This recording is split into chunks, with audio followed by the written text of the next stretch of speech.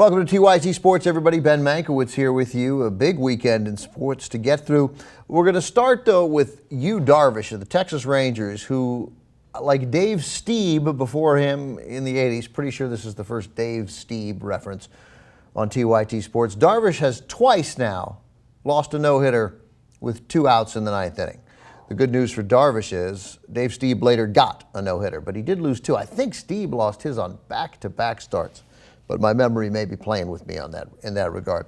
So against the Red Sox, Friday night, in the 7th inning, Darvish has a perfect game going. He ends up losing the no-hitter with 2 outs in the 9th, but that's not what's dramatic. What was dramatic was in the 7th inning, the at-bat by David Ortiz. Ortiz hits this pop-up to shallow right field. The rookie second baseman, Odor, goes out. Odor.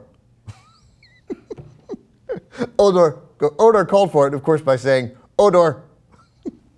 And Alex Rios comes in. It looks like it's Rios' ball. Odor, whose first name, it appears, is Roughnead. So we're just going to go with Odor.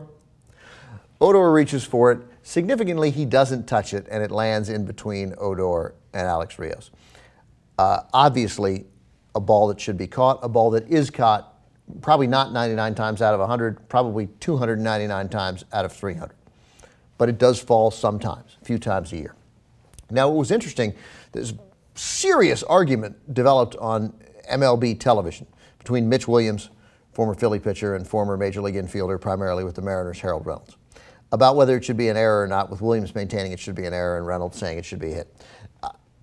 I find this argument fascinating because I learned something here, and I know a lot about baseball, boys and girls, but I had presumed that Major League rules required that a ball hit in the air, not touched by an outfielder, that lands fairly, has to be a hit.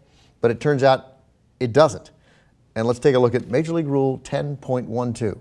It's never scored this way, but here's the rule. Very simply, this is taken from the middle of that rule. It is not necessary that the fielder touch the ball to be charged with an error. If a ground ball goes through a fielder's legs, that we always know is an error, or a fly ball lands untouched, and in the scorer's judgment, the fielder could have handled the ball with ordinary effort, the official scorer shall charge such fielder with an error. That just couldn't be, there is no ambiguity there. But that rule has always been interpreted, in my experience, as if you don't touch it in the outfield, it's an error. No matter how, like, you got it, we're both standing there, oh, it fell between us. That goes as a hit. That always struck me as stupid for the exact same thing that's mentioned in the rule book. If a ground ball goes through his legs and it doesn't touch your glove, that's an error. What difference does it make? That ball, as you saw, Ortiz's ball that was hit, should clearly have been caught, whether by Odor or Rios. That ball should have been caught. I think they gave the error to Rios. I actually probably would have given it to Odor just because he was the guy who lunged at it, but that's immaterial. It should have kept the no-hitter alive. I agree. Harold Reynolds called it the worst call, scoring it an error, excuse me. Harold Reynolds said it was the worst call in the history of Major League Baseball. You're at a 12, we need you at a 2. So anyway, I only bring it to your attention because of, one, the foolishness of the tradition, some traditions in baseball. And Harold Reynolds is a serious baseball traditionalist.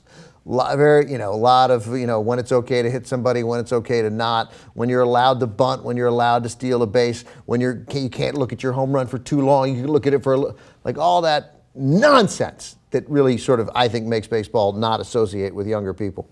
And Harold Reynolds, because it's traditionally not scored an error, it should clearly be an error, and the scorer made the right judgment.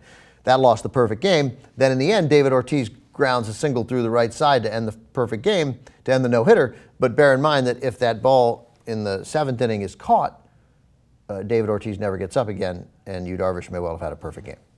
Something to think about.